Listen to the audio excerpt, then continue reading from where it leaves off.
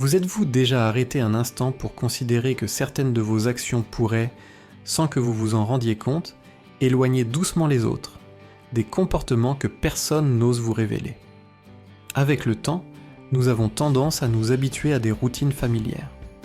Certaines de ces habitudes procurent du réconfort et une certaine sagesse, mais d'autres peuvent devenir des angles morts. Vous pensez peut-être simplement être vous-même, mais les personnes qui vous entourent remarquent ces attitudes et, même si elles se taisent, elles influencent silencieusement la façon dont famille, amis et même inconnus vous perçoivent. Dans cette vidéo, nous allons examiner 12 comportements désagréables que vous pourriez développer en vieillissant. Des choses que l'on observe souvent, sans jamais vraiment les exprimer. Quand je parle de désagréable, je ne fais pas référence à l'apparence physique, mais à ces gestes ou réactions qui peu à peu minent votre dignité, vous éloignent de vos proches et érodent lentement le respect que vous avez acquis au fil du temps. Chaque exemple est une invitation à réfléchir sans vous condamner, mais plutôt à vous demander doucement « Est-ce que cela m'aide à créer des liens avec les autres ou est-ce que cela les repousse ?» La bonne nouvelle, c'est que la plupart de ces comportements peuvent être modifiés. La clé réside dans la conscience de soi. En regardant cette vidéo jusqu'au bout, vous saurez reconnaître les signes à surveiller et apprendrez à avancer avec plus de confiance, d'élégance et d'estime de vous-même dans vos années à venir. Restez avec nous jusqu'à la fin.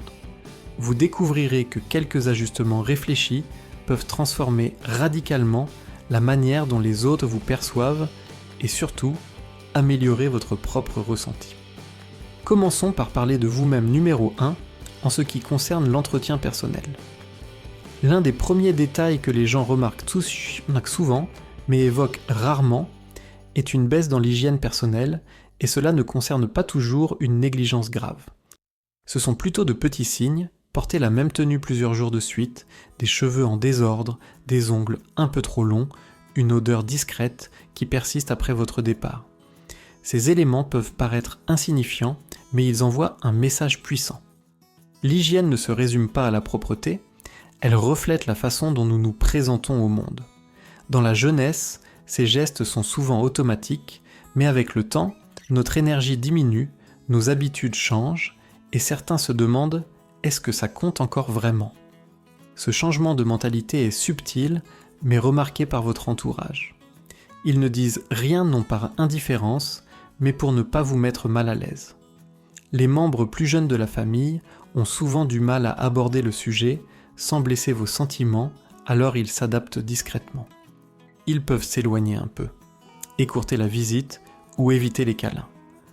Pourtant, ce à quoi ils réagissent n'est pas vous personnellement, mais le signal que votre manque de soins personnels transmet. Cela donne l'impression que vous vous êtes un peu laissé aller, que vous ne vous appréciez plus autant qu'avant. Ce point crucial est souvent tu quand vous cessez de prendre soin de vous, les gens commencent inconsciemment à ne pas vous traiter avec autant de chaleur et de respect ne signifie pas que vous devez ressembler à quelqu'un sorti d'un magazine ou porter du parfum chaque jour. Cependant, enfiler une chemise propre, garder vos cheveux soignés et couper vos ongles transmet un message clair. Cela indique « je compte toujours, je tiens encore à moi-même et je vous respecte aussi ». En réalité, les gens réagissent à votre présence avant même que vous n'ouvriez la bouche et votre hygiène est l'un des signes les plus visibles de cette présence. En entretenant votre apparence, vous invitez subtilement les autres à vous traiter avec davantage d'attention, de sympathie et de dignité. Voilà un message fort à transmettre. Avec le temps, une chose intéressante survient souvent, cette voix intérieure qui vous empêchait autrefois de dire « peut-être devrais-tu éviter cela » s'estompe ou disparaît entièrement. Vous commencez alors à vous exprimer plus librement et parfois avec fierté en pensant « j'ai acquis le droit de dire ce que je pense ». Bien que cela puisse sembler libérateur, cela met fréquemment les autres mal à l'aise. Il existe un équilibre subtil entre honnêteté et franchise excessive. Si vous remarquez que les personnes autour de vous se déplacent, évitent le regard ou se taisent après vos paroles, cela peut signifier que vos propos ne sont pas perçus comme sincères, mais comme abruptes.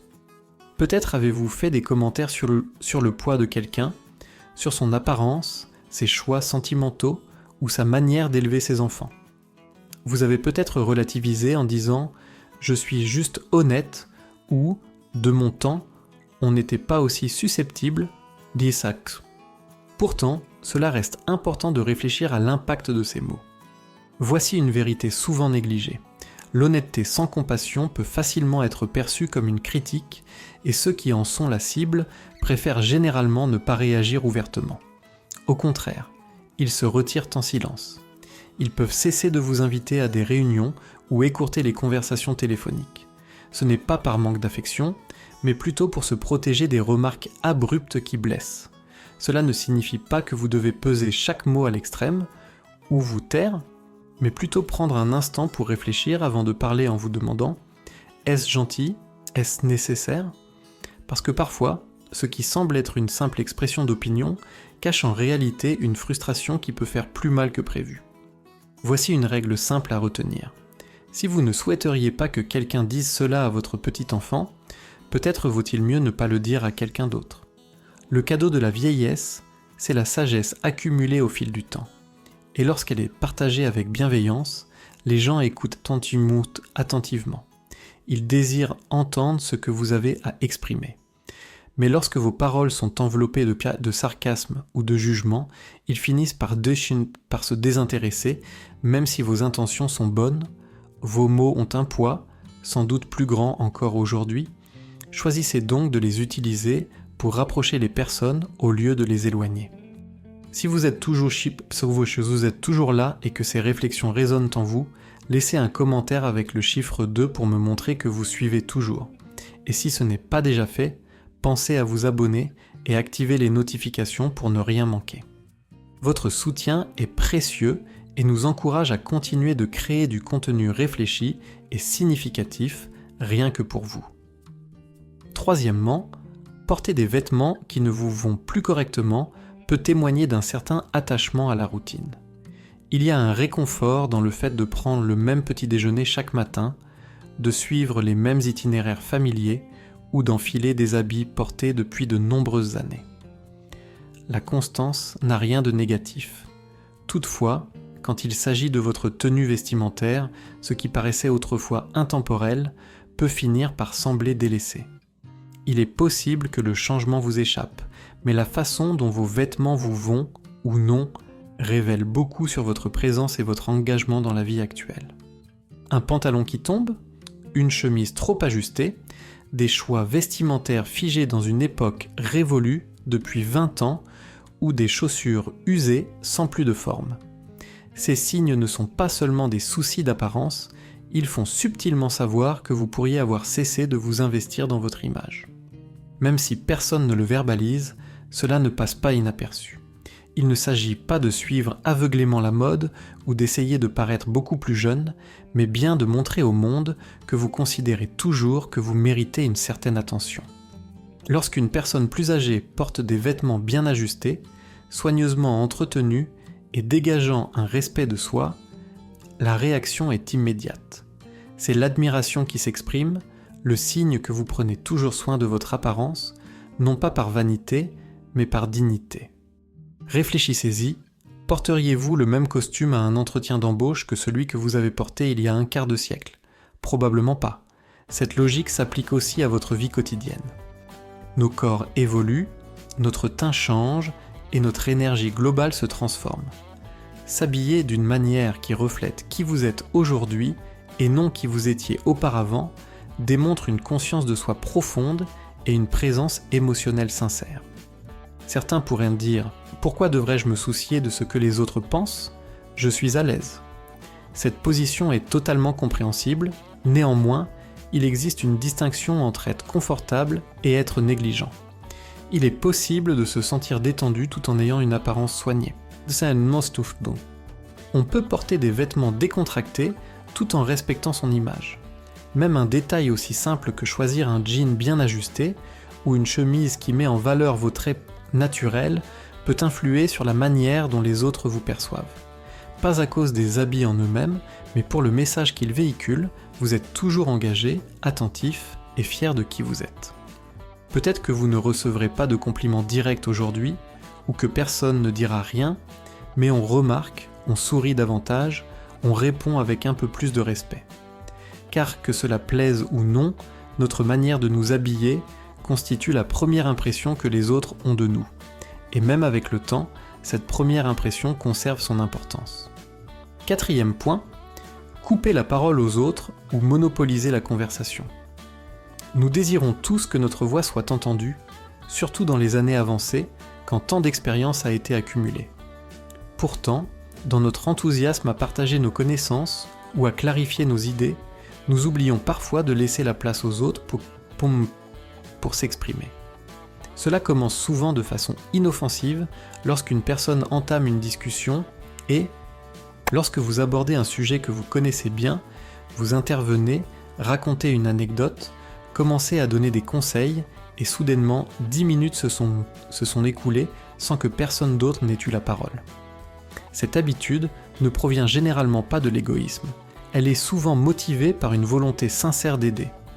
Le problème survient lorsque nous monopolisons la conversation et que, sans le vouloir, nous réduisons au silence ceux auxquels nous tenons. Ils ne vous diront pas que vous faites cela, mais peu à peu, ils vont se distancier, appeler moins fréquemment, écourter les échanges et créer un certain éloignement.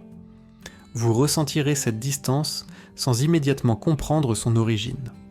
Les gens ont un besoin profond de se sentir écoutés et compris, pas sermonnés. Lorsque les échanges deviennent trop unilatéraux, la relation s'use progressivement, surtout avec les générations plus jeunes qui peuvent déjà éprouver des difficultés à établir un lien avec les aînés. Il ne s'agit pas ici de parler moins, mais d'écouter davantage, d'accepter les silences, de poser des questions réfléchies et de s'abstenir de donner des conseils, sauf si cela est demandé. L'une des choses les plus précieuses qu'un aîné peut offrir est d'accorder aux autres la liberté de s'exprimer ouvertement, non pas par manque de sagesse, mais parce qu'ils ont besoin de sentir que leur voix a de l'importance également. Ironiquement, moins vous occupez d'espace dans une conversation, plus les autres souhaitent vous entendre. En écoutant avec attention, vous bâtissez la confiance et devenez une personne agréable à laquelle on aime parler. Plutôt que de considérer l'autre comme quelqu'un pour qui il faut se préparer, la prochaine fois que vous discutez, en groupe ou en tête-à-tête, demandez-vous si vous écoutez vraiment ou si vous attendez simplement votre tour pour parler. Ce léger changement de conscience peut bouleverser l'échange, car lorsqu'une personne se sent sincèrement entendue, elle s'ouvre, se rapproche et attend avec impatience votre prochaine conversation au lieu de l'éviter. 5e, critiquer les générations plus jeunes commence souvent par un commentaire anodin. Vous voyez un adolescent absorbé par son téléphone et vous vous dites « De mon temps, on parlait réellement face à face ». Vous entendez un trentenaire prendre une décision que vous ne partagez pas et pensez qu'il ignore la vraie vie.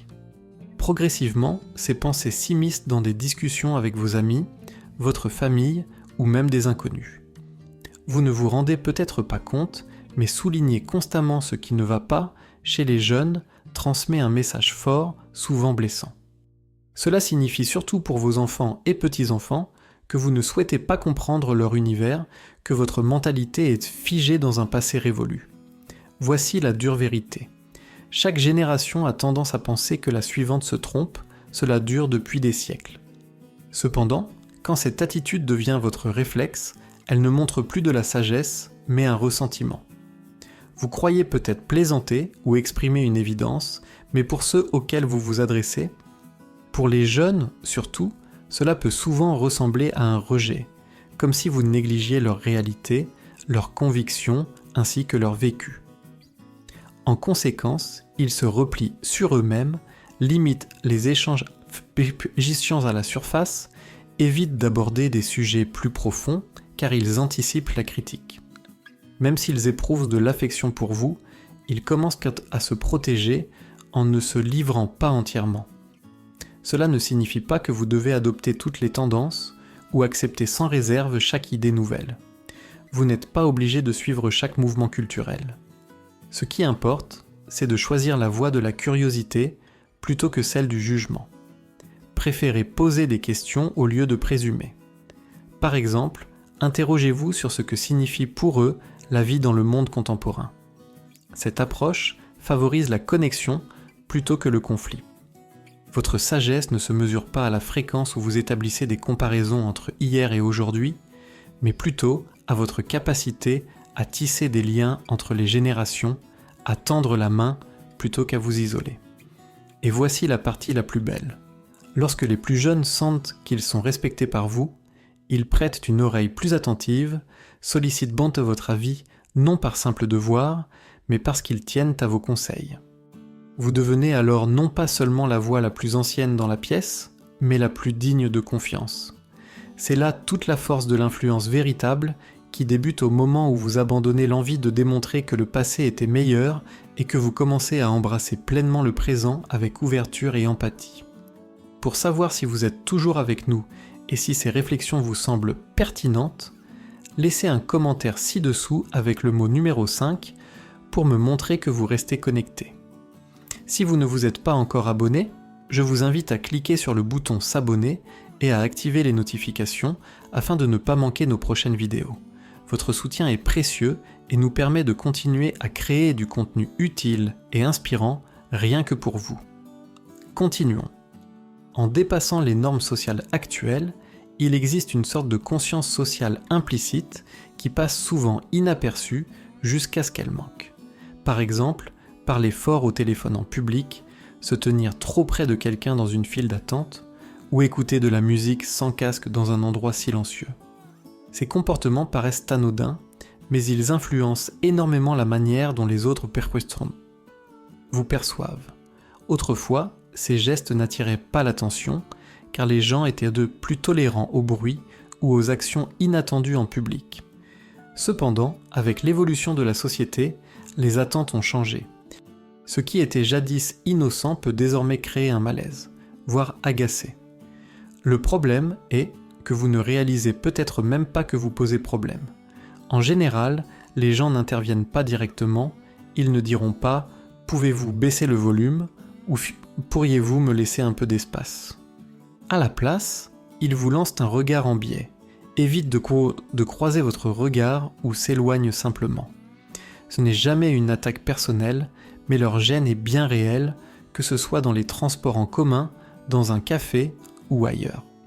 Se promener dans un magasin et observer ces petites fautes d'étiquette actuelles révèle beaucoup plus que ce que l'on imagine. Elles transmettent un message clair. Je ne prends pas conscience de l'impact de mon comportement sur les autres. La réalité est que la société ne fait pas toujours preuve d'indulgence envers les personnes âgées à cause de cela. Beaucoup supposent que, à cet âge, on devrait mieux savoir se comporter. Ainsi, lorsqu'ils constatent certains agissements, ils ne les considèrent pas comme de simples erreurs innocentes, mais comme un manque de respect. Ce n'est pas l'image que vous souhaitez donner. La bonne nouvelle, c'est que ce sont parmi les habitudes les plus faciles à modifier. Commencez par observer comment les autres se comportent dans les espaces communs. Remarquez leur volume sonore, la façon dont ils respectent les distances personnelles et leur usage des appareils lorsque d'autres les entourent. Aujourd'hui, la politesse ne consiste pas à être trop rigide, mais à faire preuve d'attention.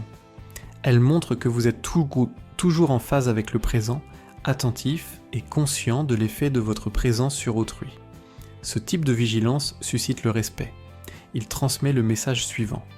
Je suis peut-être plus âgé, mais je reste présent, adaptable et bienveillant. Cela ne modifie pas seulement la perception des inconnus, cela transforme aussi celle de votre entourage. Vos petits-enfants le remarquent, vos voisins aussi, et peu à peu, une admiration discrète s'installe. Dans un monde effréné, ceux qui avancent avec intention et calme se distinguent d'autant plus. Un dernier point souvent reproché, c'est de trop parler des problèmes de santé. Nous avons tous entendu ce cliché, réunissez plusieurs seniors et cela ne tarde pas à devenir un résumé des opérations, des médicaments et des articulations qui font le plus souffrir. Même si cela semble être une manière naturelle de créer un lien ou de partager un sourire souvent, parler sans cesse de ces soucis de santé peut discrètement épuiser l'énergie des personnes autour de vous. En réalité, la plupart comprennent bien que le vieillissement apporte son lot de difficultés physiques. Vous n'avez pas besoin de faire semblant quand ce n'est pas le cas. Pourtant, lorsque chaque échange revient inlassablement à la douleur, au diagnostic ou aux rendez-vous médicaux, cela ressemble davantage à une attente dans une salle d'attente qu'à une vraie conversation. Pour les proches plus jeunes, ce genre de discussion peut être délicat. Ils peuvent ne pas savoir comment répondre ou même se sentir impuissants face à des situations qu'ils ne peuvent pas changer. Au lieu de se rapprocher, ils prennent peu à peu du recul, non par indifférence, mais parce qu'ils se sentent submergés émotionnellement. Vous méritez toute la compassion et une oreille attentive. Toutefois, lorsque la santé devient toujours le sujet principal abordé, cela peut transformer vos relations en une dynamique où vous êtes principalement soigné, où le dialogue laisse place à la simple tolérance. Réfléchissez aux personnes avec qui vous aimez vraiment passer du temps. Il est probable qu'elles ne racontent pas sans arrêt chaque douleur ou ne dressent pas la liste exhaustive de leur traitement. Elles reconnaissent les obstacles, bien sûr, mais elles savent aussi maintenir une ambiance légère, mettre l'accent sur le positif et rester curieuses de la vie au-delà de leurs problèmes de santé. Cela ne signifie pas que vous devez tout garder pour vous, loin de là. Soyez simplement intentionnel dans le partage, exprimez vos états avec discernement. Actualisez vos échanges quand c'est pertinent avec des personnes prêtes à écouter et, surtout, maintenez un équilibre dans vos conversations. Intéressez-vous à ce qui se passe dans leur vie, parlez d'un livre captivant, d'une journée magnifique ou d'un souvenir drôle. Votre histoire ne se résume pas à une succession de symptômes. Elle est riche, profonde et pleine de vie. Les gens autour de vous souhaitent créer un lien, pas uniquement discuter de vos problèmes de santé. Vous seriez étonné de voir à quel point vos relations deviennent plus stimulantes lorsque vous cessez de laisser votre santé monopoliser chaque échange. En déplaçant votre attention vers ce dont vous êtes toujours capable, ce qui vous procure de la joie et ce qui continue de vous faire sourire, vous élevez non seulement votre morale, mais aussi celui des personnes à vos côtés. Dans un monde déjà alourdi par le stress, apporter ne serait-ce qu'un peu de légèreté dans une pièce représente en soi un remède puissant. L'accroche aux croyances dépassées constitue l'une des habitudes les plus difficiles à reconnaître en soi au fil du temps. Il s'agit de ces convictions anciennes qui, autrefois, servaient de fondation robuste à nos existences, de principes guidant l'éducation des enfants, la gestion des entreprises ou la compréhension du monde. Toutefois, sans vigilance, ces mêmes croyances utiles peuvent se muer en vérité inflexible, incompatible avec notre présent. Vous pourriez vous surprendre à affirmer des phrases comme « c'est ainsi que fonctionne le monde » ou « les gens d'aujourd'hui sont trop facilement offensés » ou encore « peu importe ce que dit la recherche, je sais ce qui est correct ». Ces pensées, bien qu'ancrées, peuvent empêcher une ouverture indispensable à la nouveauté et au changement. Bien que ces affirmations puissent paraître pleines d'assurance, ce que les autres perçoivent souvent, c'est une réticence face au changement. La vérité est que le monde a évolué et continue de le faire rapidement, que ce soit à travers la technologie, les normes culturelles, les questions liées à l'identité de genre, la sensibilisation à la santé mentale ou les styles de communication. Presque tout est en transformation. Lorsque l'on refuse d'envisager des points de vue différents, cela ne ressemble pas à de la sagesse, mais plutôt à une fermeture d'esprit. Les plus jeunes le remarquent très vite, et même s'ils ne vous défieront pas ouvertement, ils commenceront à vous voir comme quelqu'un à qui ils ne peuvent pas se confier sur certains sujets, une personne qui ne fait pas l'effort de comprendre. Cela génère un éloignement, ce qui est vraiment regrettable, car tant de liens profonds pourraient naître si on remplaçait le jugement par une véritable curiosité. Être ouvert ne signifie pas renier ses principes, mais plutôt accepter de renouveler sa vision sans perdre ses valeurs fondamentales. C'est faire de la place pour de nouvelles idées, même si elles remettent en question celles que l'on a actuellement. Une vérité importante était que ce qui apparaît souvent comme de l'entêtement est en réalité la peur. La peur de perdre son sens, la peur de ne plus avoir d'importance, la peur que lâcher des croyances anciennes soit une perte d'identité. Pourtant, la véritable valeur ne vient pas de l'accroche au passé, mais de la capacité à vivre le présent avec curiosité, humilité et courage. Lorsque vous dites des phrases comme « je contourte », je n'avais pas envisagé les choses sous cet angle. Ou « peux-tu m'expliquer ce que cela signifie pour toi ?» Tu ouvres des portes et les gens se sentent à l'aise pour les franchir, se sentant en sécurité en partageant. La partie incroyable, c'est que parfois ta perspective change réellement, parfois la personne plus jeune à qui tu écoutes a des idées auxquelles tu n'avais pas pensé.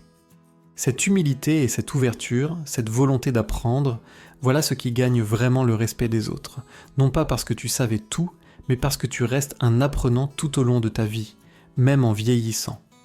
Ce genre d'état d'esprit est rare et a un impact puissant. Si tu regardes encore cette vidéo et que ces idées te parlent, laisse un commentaire avec le chiffre 8 pour me dire que tu es là. Si tu ne t'es pas encore abonné, je t'encourage à le faire et à activer la cloche pour ne pas manquer les prochaines vidéos. Ton soutien nous permet de continuer à créer du contenu précieux pour t'informer et t'inspirer. Continuons maintenant avec le numéro 9. Bouger sans être attentif à ton environnement. En vieillissant, notre rythme ralentit naturellement, nous pouvons nous sentir moins stables ou marcher avec plus de précautions, ce qui est tout à fait normal.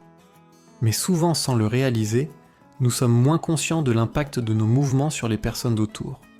Tu as sûrement remarqué quelqu'un qui se tient au milieu d'une allée de supermarché, son caddie tourné de côté, bloquant le passage pendant qu'il lit une étiquette, ou quelqu'un qui s'arrête soudainement sur un chemin bondé, perdu dans ses pensées, ou qui marche à côté d'un ami et progressivement. S'aventurer dans le flux piétonnier en sens inverse n'est généralement pas un acte intentionnel d'impolitesse. Vous ne cherchez pas à déranger qui que ce soit, vous êtes simplement concentré sur votre activité. Cependant, pour les personnes autour de vous, surtout celles qui sont pressées ou qui se déplacent dans des endroits étroits, cela peut donner l'impression que vous créez de petits obstacles qui compliquent un peu les choses pour les autres. Voilà un point essentiel. La majorité des individus ne diront rien. Ils se contenteront souvent de soupirer discrètement, d'esquiver vos mouvements, de jeter un coup d'œil furtif dans votre direction, puis de poursuivre leur chemin. Pourtant, avec le temps, ces échanges mineurs influencent la manière dont les autres vous perçoivent. Ils peuvent finir par vous voir comme cette personne qui gêne constamment, ou bien éviteront des situations où ils devraient marcher à vos côtés, faire des achats en votre compagnie ou se retrouver dans des lieux publics bondés avec vous. Ce n'est pas par antipathie, mais parce qu'ils ont le sentiment de devoir gérer cette interaction. Soyons clairs, prendre son temps n'est pas un problème en soi. Le véritable défi réside dans la prise de conscience. Il est possible d'avancer lentement tout en respectant l'espace environnant. Vous pouvez vous arrêter pour lire quelque chose en vous plaçant sur le côté, ou avancer prudemment en restant attentif à la circulation piétonne proche de vous. Cette attention est primordiale dans les endroits très fréquentés, comme les aéroports, les trottoirs bondés, les centres commerciaux ou même les couloirs d'église. Ces lieux sont partagés et faire preuve de considération y envoie un message fort, celui que vous êtes toujours conscient et soucieux de l'impact que vous avez sur ceux qui vous entourent, Matt. Ce genre de vigilance est un subtil signe de respect et de bienveillance. La grâce que vous manifestez révèle que vous ne vous concentrez pas uniquement sur vous-même, vous êtes attentif, prévenant et bienveillant. En réalité, la plupart des gens ne cherchent pas la perfection. Ils apprécient simplement un peu d'effort, un minimum de conscience et un soupçon de respect. Lorsque vous adoptez cette attitude, vous ne paraissez pas lent, mais réfléchissant, traversant la vie avec dignité et une responsabilité tranquille. Cette présence est bien plus puissante que ce que vous imaginez. Numéro 10. Raconter des blagues qui ne font plus rire. Posséder un bon sens de l'humour demeure un des plus beaux trésors que l'on peut conserver avec l'âge. Cela détend l'ambiance, met les autres à l'aise et aide à dissiper les tensions, même dans les moments difficiles. Néanmoins, toutes les blagues ne vieillissent pas de manière charmante. Certaines plaisanteries qui déclenchaient autrefois des éclats de rire peuvent désormais, sans bruit, repousser les gens.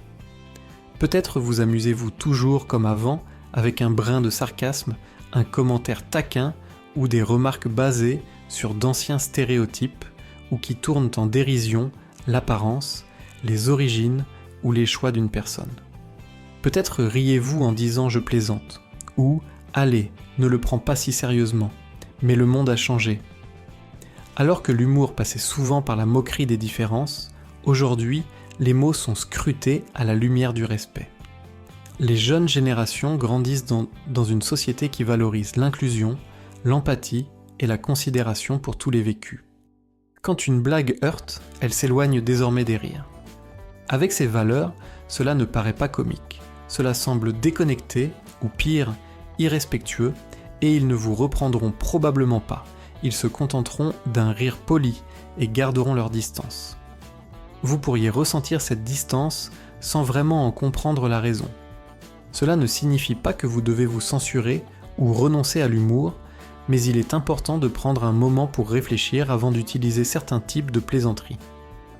Demandez-vous si cette blague est drôle parce qu'elle est intelligente ou parce qu'elle rabaisse quelqu'un. Le meilleur genre d'humour, surtout en vieillissant, est celui qui élève les autres, qui crée une atmosphère légère plutôt qu'embarrassante. Il montre que vous ne restez pas figé dans le passé, mais que vous évoluez avec tous les autres. En réalité, rien ne favorise plus rapidement la connexion que la capacité à rire de soi-même. Cela témoigne d'humilité, de recul et du fait que vous ne cherchez pas à prouver quoi que ce soit, mais simplement à profiter du moment avec ceux qui vous entourent. Lorsque les gens le remarquent, ils se détendent et participent. Ils vous perçoivent non seulement comme la personne plus âgée dans la pièce, mais comme quelqu'un qui comprend vraiment. Un humour doux et bienveillant peut vous mener loin, mais celui qui est réfléchi, conscient de soi et adapté à notre époque gardera toujours la porte de la connexion grande ouverte, peu importe l'âge. Faire semblant d'être impuissant alors que ce n'est pas le cas est une erreur fréquente en vieillissant.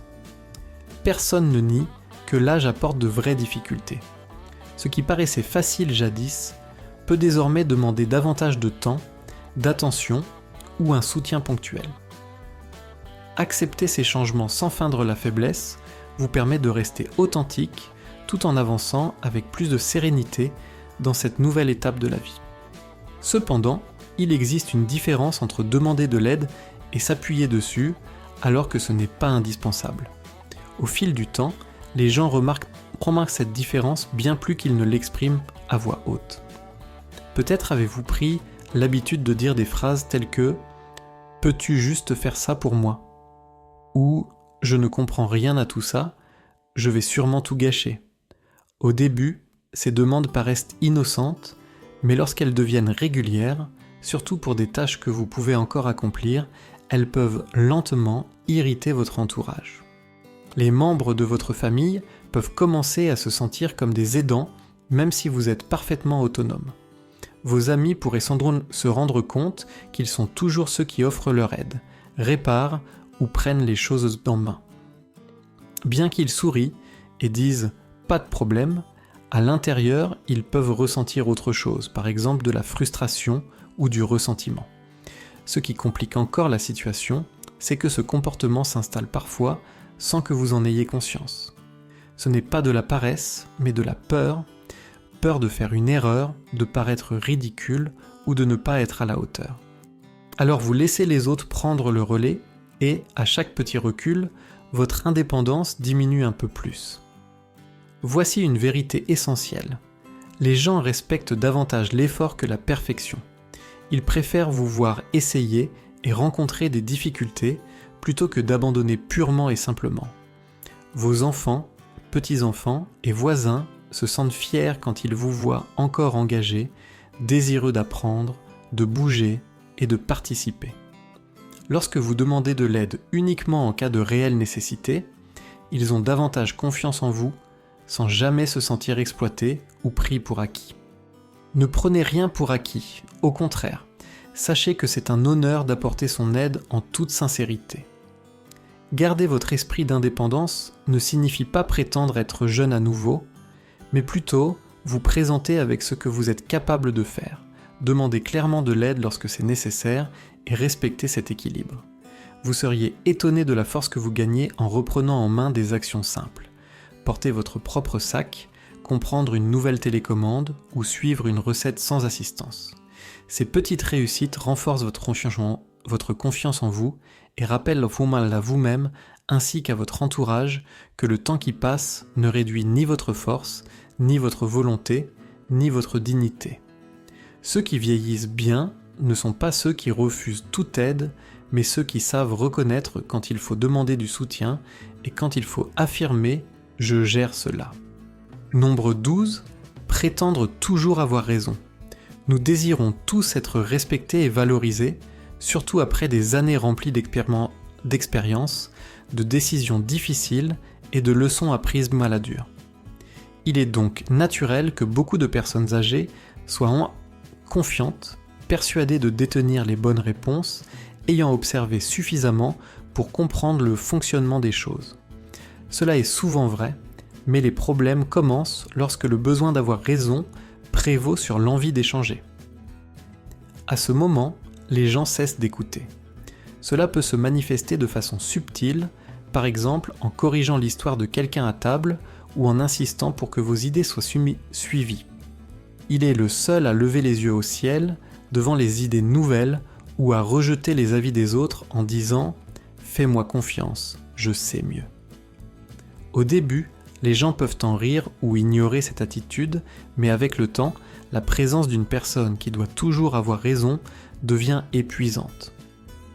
Les autres commencent à éviter les discussions profondes, retiennent leurs idées, cessent de vous contredire non pas parce qu'ils sont convaincus, mais simplement parce qu'il est plus facile de rester silencieux. En réalité, beaucoup d'adultes plus âgés ne se comportent pas ainsi par arrogance, mais pour se sentir en sécurité, pour préserver une certaine autorité dans un monde en constante évolution. Cependant, lorsque le besoin d'avoir raison dépasse la bienveillance ou la curiosité, cela se retourne contre soi. La sagesse ne consiste pas à posséder toutes les réponses, mais à savoir quand partager son point de vue et quand laisser les autres explorer le leur. Il s'agit de défendre ses convictions avec assurance, tout en faisant preuve d'ouverture. Voici une vérité que peu de gens expriment clairement. Les personnes que nous respectons vraiment ne sont pas celles qui nous corrigent sans cesse, mais celles qui écoutent attentivement, réfléchissent avec soin et nous encouragent doucement à considérer d'autres perspectives sans insistance ni contrainte. Lorsque vous cessez de vouloir gagner chaque débat, les gens viennent à vous davantage, sollicitent votre avis, apprécient votre contribution, non pas parce que vous monopolisez la conversation, mais parce que vos paroles portent un poids calme et mesuré. Et lorsque vous vous exprimez, puisque votre objectif n'est pas seulement d'avoir raison, votre voix résonne plus profondément et laisse une empreinte durable. Les personnes, en fin de compte, ce qui importe, c'est que le besoin constant d'avoir raison s'efface. Ce qui perdure vraiment, c'est la manière dont vous faites ressentir les autres quand vous leur offrez un espace pour s'exprimer, pour être remis en question et pour ressentir un encouragement. Votre présence devient alors quelque chose qu'ils apprécient sincèrement, bien plus qu'ils ne se contentent de supporter. Pour conclure, après avoir exploré ces 12 comportements, prenez un instant pour réfléchir avec bienveillance et sans jugement. Lesquelles de ces habitudes se sont discrètement intégrées à votre quotidien? Lesquelles vous ont surpris et lesquelles êtes-vous prêt à changer, même légèrement? Cette vidéo ne vise ni à blâmer, ni à critiquer, elle a été créée pour offrir une perspective rare et honnête, empreinte de bienveillance. En réalité, ces comportements ne font pas de vous une mauvaise personne. Ce ne sont que des angles morts, des schémas qui se sont installés avec le temps sans que vous vous en rendiez compte. Et c'est en les reconnaissant que la véritable force apparaît, non pas en faisant semblant de ne pas les voir, mais en déclarant « je vois cela, je peux m'améliorer, j'ai encore la capacité de grandir ». Voilà ce que signifie véritablement bien vieillir. Ne pas s'accrocher au passé, ne pas résister au changement, mais aborder chaque jour avec conscience de soi, grâce et la force tranquille de quelqu'un qui souhaite continuer à se connecter, évoluer et être une source de chaleur pour les autres. Ainsi, en avançant, gardez à l'esprit ces signes, non pas comme une liste rigide, mais comme des rappels doux pour continuer à vous montrer dans le monde avec dignité, présence et bienveillance. De la personnalité qui fait que les gens se sentent respectés, à l'aise et stimulés. Souvenez-vous qu'il n'est jamais trop tard pour faire des ajustements. La manière dont vous évoluez dans le monde, de petits changements dans votre façon de parler, d'écouter, de vous habiller, de plaisanter ou d'interagir peuvent modifier totalement la perception que les autres ont de vous, ainsi que votre propre ressenti quant à votre place parmi eux. Merci d'avoir été avec nous aujourd'hui. Nous aimerions beaucoup connaître votre avis, alors laissez un commentaire ci-dessous en partageant une idée forte tirée de cette vidéo et comment vous comptez la mettre en pratique dans votre vie. Vos retours nous sont précieux, n'hésitez pas à les transmettre. Lire vos commentaires nous donne vraiment envie de continuer et nous encourage énormément. Si cette vidéo vous a plu et vous a été utile, merci de l'aimer, de vous abonner et de la partager avec d'autres. Votre soutien nous permet de poursuivre la création de contenus de qualité afin de vous informer et de vous inspirer. Merci de votre attention et nous sommes impatients de vous retrouver dans la prochaine vidéo.